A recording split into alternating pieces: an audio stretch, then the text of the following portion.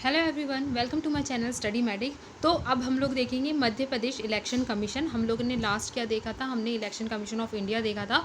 आज हम लोग देखेंगे मध्य प्रदेश इलेक्शन कमीशन। बिल्कुल सेम है, बस कुछ आर्टिकल्स जो हैं कुछ अलग हैं। जैसे जो हमारा मध्य प्रदेश इलेक्शन कमीशन है वो भी क्या है, एक कॉन्स्टिट्यूशनल बॉडी है। क्यों? क्योंकि इसमें 73rd कॉन्स्टिट्यूशनल अमेंडमेंट हुआ था, जिसमें पार्ट 9 जोड़ा गया था। और पार्ट 9 के अंदर क्या हुआ था, 243 जोड़ा गया था, जो हमारा पंचायत से, जो हमारा मध्य प्रदेश इलेक्शन कमीशन से रिलेटेड है। जो हमारा जो ये हमारे पंचायत हो गए, नगर, जो लोकल बॉडीज़ हैं, उनका इलेक्शन कंडक्ट कराता है। ठीक है, तो पार्ट 9 के अंतर्गत हो गया। ये कब हुआ? 73rd कॉन्स्टिट्यूशनल अमेंडमेंट 1993 में। और ये जो पार्ट 9 के अंदर 243 आर्टिकल जोड़ा गया। ठीक है, तो इसका जो स्ट्रक्चर है यानी संरचना किस में दे रखा है, ये दे रखा है 243 में। ठीक है, ये एक मेंबर की बॉडी है। और ये कौन जो इसको अपॉइंट करता है, इसको अपॉइंट करता है गवर्नर। और उसमें हमने क्या देखा था, उसमें हमने जो बोलते हैं प्रेसिडेंट, उसको देखा था। वो प्रेसिडेंट जो था वो हमारा सीईसी यानी जो चीफ इलेक्शन कमिश्नर है, उसको अपॉइंट करता था।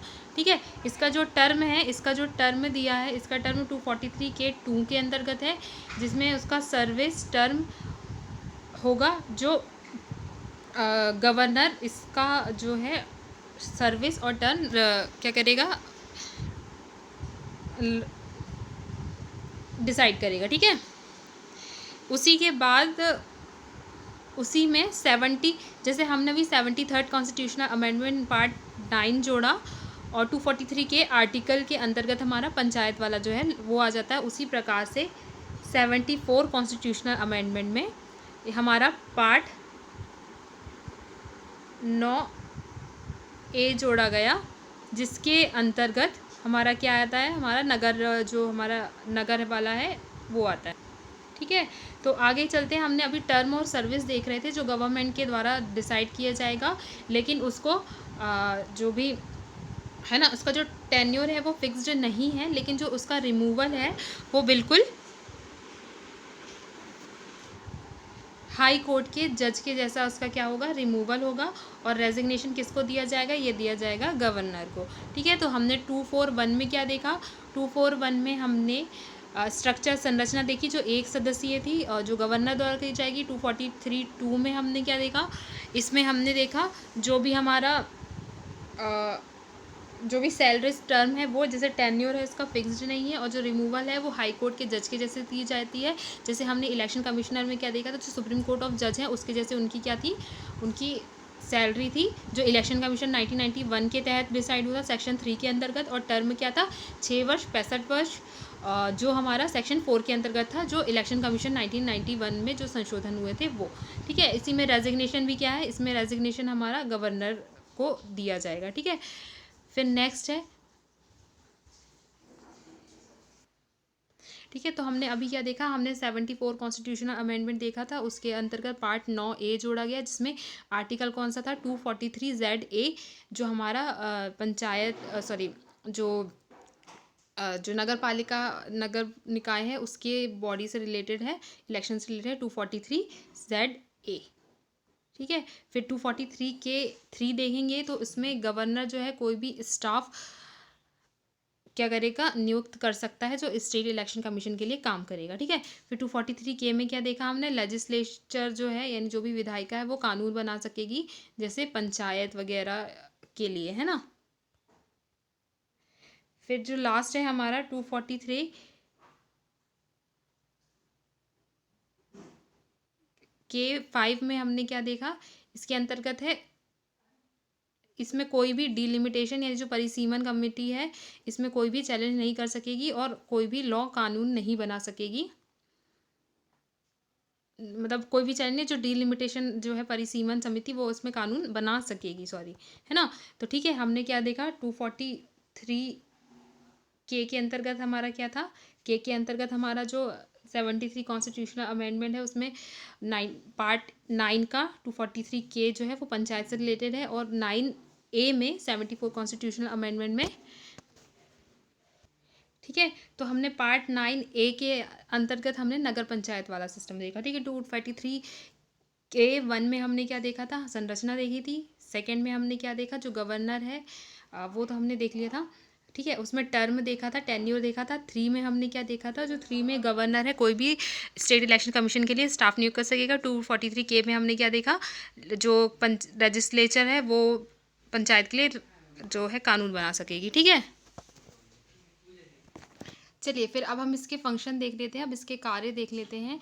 तो इसके कार्य क्या क्या हैं, ये पंचायत और जो है म्यूनसिपल की इलेक्शंस कंडक्ट कराएगा, ठीक है। सुपरवाइजिंग करेगा, डायरेक्टिंग करेगा, कंट्रोल करेगा और कंडक्ट कराएगा, ठीक है। नेसेसरी स्टाफ जो है जो स्टेट इलेक्शन कमीशन के लिए वो गवर्नर प्रोवाइड कराएगा। इसमें इलेक्ट्रोल रोल का सिस्टम रहेगा, सिंबल अलॉटमेंट रहेगा, डिक्लेयरिंग डेट्स यानी कौन से इलेक्शन कब कराना है, या कोड ऑफ कंडक्ट XYZ, ठीक है। तो ये सब चीज़ें।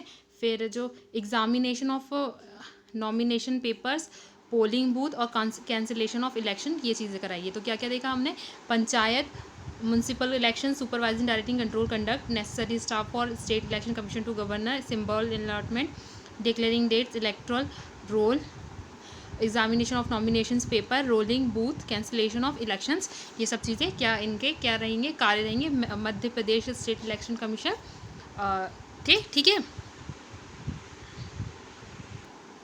चलिए देखते हैं आगे। जो हमारे मध्य प्रदेश के चीफ इलेक्शन ऑफिसर हैं वो कौन है, वीरा राणा।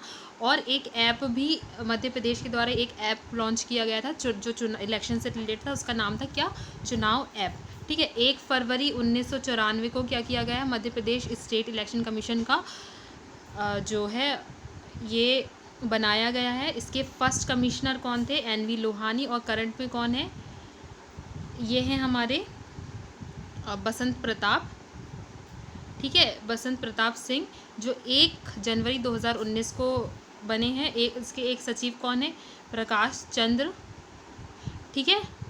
और इसका जो मोटो क्या था, इसका मोटो था every vote priceless, every local bodies for every vote priceless, every local body significant, ठीक है। अभी तक इसमें कोई भी जो महिला चेयरमैन है वो नहीं रहे हैं। और जो हमारे जो है, लेकिन जो इसमें विजय श्रीवास्तव हैं वो इसमें क्या रही हैं, वो रही हैं महिला सचिव रही हैं। लेकिन यहाँ पे कोई भी जो वुमन है यानी कोई भी महिला जो है वो इसकी अध्यक्ष नहीं रही है, ठीक है। जो दुर्ग विजय सिंह 24 फरवरी 2020 को नए नियुक्त किए गए हैं, ठीक है। ठीक है, तो हम बात कर रहे थे जो हम ये इसके सचिव हैं, इसके सचिव कौन रहे हैं, इसके सचिव हैं प्रकाश चंद्र पहले सचिव। और वर्तमान में जो सचिव हैं वो हैं दुर्ग सिंह, जो 24 फरवरी 2020 को नियुक्त हुए हैं। और इसके एक महिला सचिव रही हैं विजय श्रीवास्तव, लेकिन यहाँ पे कोई भी महिला चेयरमैन नहीं रही है, ठीक है। तो हमने पहले क्या देखा, पहले आयुक्त कौन हो गए थे इसके, यानी जो पहले कमिश्नर थे वो थे NV लोहानी। और करंट में बसंत प्रताप हैं। और जो पहले सेक्रेटरी यानी सचिव थे वो प्रकाश चंद्र थे। और अब वर्तमान में कौन है, दुर्ग सिंह, ठीक है। अब कुछ समितियां देख लेते हैं जो हमारा इलेक्शन से रिलेटेड है। जो है कमेटी, पहले है तारकुंडे समिति जो बनी थी 74 से 75 में, जिसमें एज को रिलेटेड जो थी ये समिति बनी थी। दिनेश गोस्वामी जो इलेक्ट्रॉनिक वोटिंग मशीन से रिलेटेड बनी थी 1990 में। इंद्रजीत गुप्ता जो 1998 में बनी थी। और एक है हमारी के संथानम कमेटी, ठीक है। तो हमने क्या देखा, तारकुंडा जो एज से रिलेटेड थी, दिनेश गोस्वामी जो EVM से थी, इंद्रजीत गुप्ता 1998 और के संथानम समिति थी। तारकुंडे कब 74 से 75, दिनेश गोस्वामी 1990 और इंद्रजीत गुप्ता 1998 और के संथानम कमेटी, ठीक है। अब कुछ नेशनल जो पार्टीज़ हैं वो देख लेते हैं जिनको राष्ट्रीयता के अधिकार दिया गया है। वो कुछ इस प्रकार है। जैसे इंडियन नेशनल कांग्रेस जो है, इंडियन नेशनल कांग्रेस 28 दिसंबर 1885।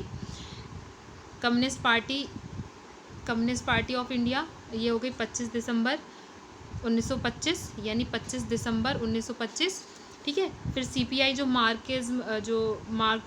मार्क्सिस्ट थी वो कौन थी? 7 नवंबर 1964, यानी मार्क्सवादी थी। बीजेपी 6 अप्रैल 1980, ठीक है। और जो हमारा भाजपा है जो 14 अप्रैल 1984, ये हमारा जो है ये याद रखिएगा, ठीक है। फिर ऑल तृणमूल जो 1 जनवरी 1998 को बनी थी। एनसीपी, ठीक है। और एनसीपी हो गई हमारी 10 जून 1998। एनपीपी कौन सा हो गई? नेशनल पीपल पार्टीज़, ये हो गई हमारी 6 जनवरी 2013। तो इंडियन नेशनल कांग्रेस कब देखा? 28 दिसंबर 1985। सीपीआई कब देखी? 25 दिसंबर 1925। सीपीआई जो मार्क्सवादी है वो 7 नवंबर 1964। बीजेपी 6 अप्रैल 1980। बीएसपी 14 अप्रैल 1984। तृणमूल 1 जनवरी 1998। एनसीपी कब हो गई? नेशनल कांग्रेस पार्टी 10 जून 1998। और ये हमारा क्या हो गया? एनपीपी यानी नेशनल पीपल्स पार्टी 6 जनवरी 2003। तो आई होप आपको मेरा वीडियो पसंद आया तो मेरे वीडियो को लाइक शेयर कमेंट करें और मेरे चैनल को सब्सक्राइब करें। Thank you.